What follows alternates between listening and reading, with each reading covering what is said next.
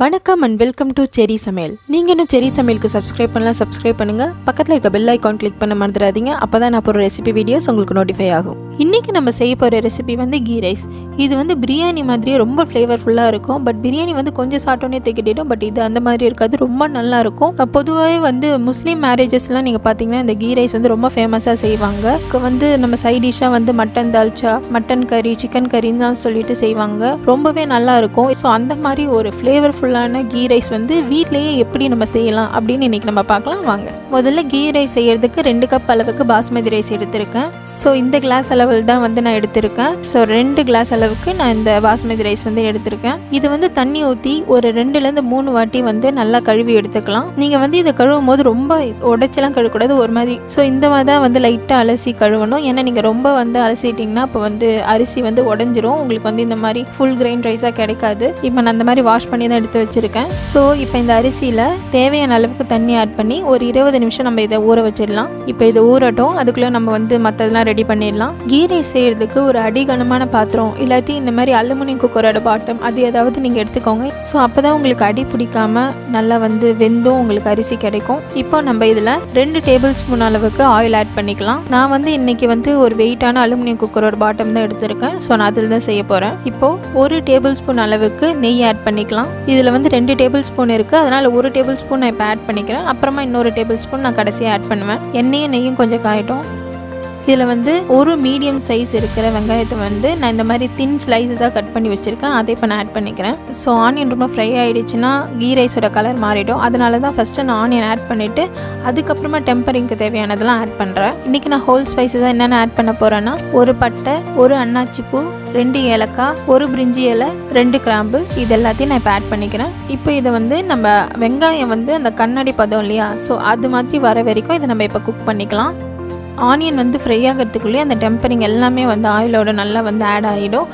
பாருங்கள், இப்போ வெங்காயம் வந்து ஓரளவுக்கு குக் ஆகிடுச்சு. இப்போ இதில் 1 டேபிள் ஸ்பூன் அளவுக்கு இஞ்சி பூண்டு விழுது ஆட் பண்ணிக்கலாம். இஞ்சி பூண்டு விழுது வந்து இதுக்கு கொஞ்சம் அதிகமாகவே ஆட் பண்ணுங்கள். ஏன்னா வந்து இதில் மேக்ஸிமம் நம்ம மசாலாவுக்கு எதுவுமே சேர்க்காததுனால இந்த இஞ்சி பூண்டு விழுது வந்து இதுக்கு ஒரு நல்ல ஃப்ளேவர் கொடுக்கும். அதனால தான் 1 டேபிள் ஸ்பூன் அளவுக்கு நம்ம இதில் ஆட் பண்ணுறோம். பச்சை வாசனை போகிற அளவுக்கு நம்ம இதை நல்லா சாட்டே பண்ணிக்கலாம். இப்போ வந்து இஞ்சி பூண்டு பேஸ்ட்டோட பச்சை வாசனை கொஞ்சம் போயிடுச்சு. இப்போ இதில் 1/2 கப் அளவுக்கு புதினா இலை ஆட் பண்ணுறேன். புதினா வந்து இதுக்கு ரொம்ப நல்ல ஃப்ளேவர் கொடுக்கும்.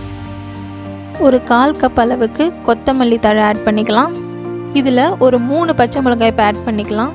இப்போ இது எல்லாத்தையும் ஒரு நிமிஷத்துக்கு நல்லா சாட்டே பண்ணிக்கலாம். பச்சை மிளகாய் தான் இது காரம் தரப்போகுது. பட் நீங்கள் ஃபுல்லாக கீரி ஆட் பண்ணிட்டீங்கன்னா ரொம்ப காரம் ஆகிடும். ஏன்னா நம்ம வேறு எதுவும் இதில் பெருசாக ஆட் பண்ணாததுனால. அதனால முனையில் மட்டும் லைட்டாக கீரி ஆட் பண்ணிக்கோங்க. எதுக்கு நான் முனையில் கீரி ஆட் பண்ண சொல்கிறேன்னா, நம்ம எண்ணெயில் எப்பயுமே மிளகா போடும்போது அது வெடிக்கிறதுக்கு வாய்ப்பு இருக்குது. அதனால் எப்பயுமே நீங்கள் வந்து முழுசாக வந்து மிளகா ஆட் பண்ண போகிறீங்கன்னா முனையில் கீரி ஆட் பண்ணிக்கோங்க. ஒரு மீடியம் சைஸ் தக்காளியை இந்த மாதிரி பெருசாக கட் பண்ணி வச்சுருக்கேன். அதை நம்ம இப்போ ஆட் பண்ணிக்கலாம். தக்காளி வந்து குழஞ்சிடக்கூடாது, அதனால தான் இந்த மாதிரி பெரிய பீஸஸாக கட் பண்ணி ஆட் பண்ணணும்.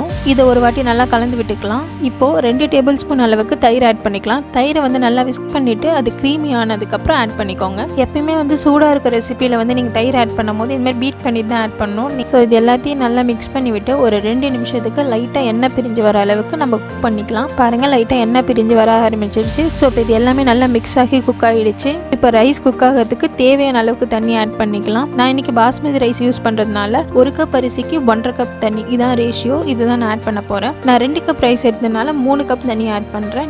இப்போ நான் 3 கப் தண்ணி ஆட் பண்ணிட்டேன். இதில் தேவையான அளவுக்கு சால்ட் ஆட் பண்ணிக்கிறேன். உப்பு வந்து கொஞ்சம் கரிக்கிற மாதிரி டேஸ்ட்டில் இருக்கணும். இப்போ இந்த தண்ணியை நீங்கள் டேஸ்ட் பண்ணி பார்த்தீங்கன்னா லைட்டாக கரிக்கணும். ஸோ அப்போ தான் வந்து அரிசியோடு சேர்த்து குக் ஆகும் போது கரெக்டாக இருக்கும். இது வந்து இப்போ நம்ம கொதிச்சு வரணும். இது வந்து கொதிச்சு வந்ததுக்கப்புறம் தான் நம்ம அரிசியை ஆட் பண்ண முடியும். பாருங்க, இப்போ நல்லா கொதிச்சு வந்துடுச்சு. இதில் நம்ம இப்போ ஊற வச்சிருக்கோம் இல்லையா பாஸ்மதி அரிசி, அதை நல்லா தண்ணி வடிச்சிட்டு நம்ம இதில் ஆட் பண்ணிக்கலாம்.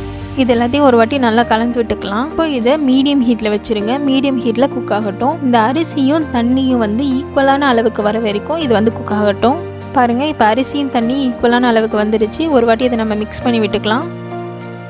இப்போது கொஞ்சம் புதினா இலை மேலே தூவி விட்டுக்கலாம். நல்ல ஃப்ளேவர் கிடைக்கும் அது குக் ஆகி வரும்போது. நம்ம முன்னாடியே எடுத்து வச்சோம் இல்லையா 1 டேபிள் ஸ்பூன் நெய் தனியாக, அதை இப்போ நம்ம மேலே ஆட் பண்ணிக்கலாம்.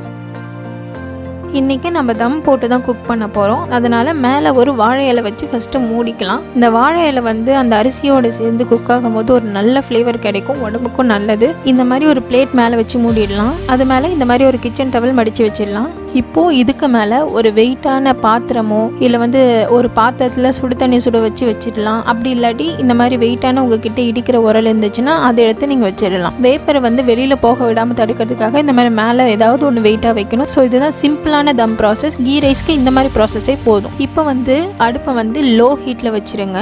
லோ ஹீட்டில் வந்து ஒரு 20 நிமிஷத்துக்கு இது குக் ஆகட்டும் இந்த தம்மில்.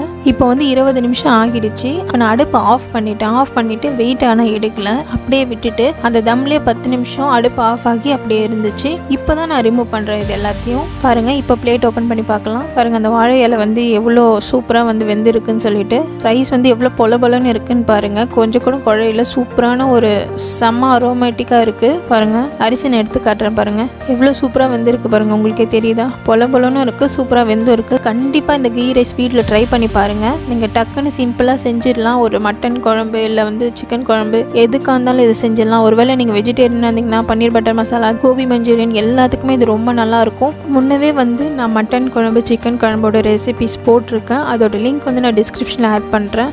இது கூட அந்த ரெசிபியை நீங்கள் செஞ்சு சாப்பிட்டு பாருங்கள், ரொம்ப நல்லாயிருக்கும். ஸோ இந்த சூப்பரான கீ ரைஸ் ரெசிபியை நீங்கள் கண்டிப்பாக ட்ரை பண்ணி பார்த்துட்டு உங்களோட ஃபீட்பேக் என்னென்னு என்னோட கமெண்ட் செக்ஷனில் ஷேர் பண்ணுங்கள். தேங்க்யூ.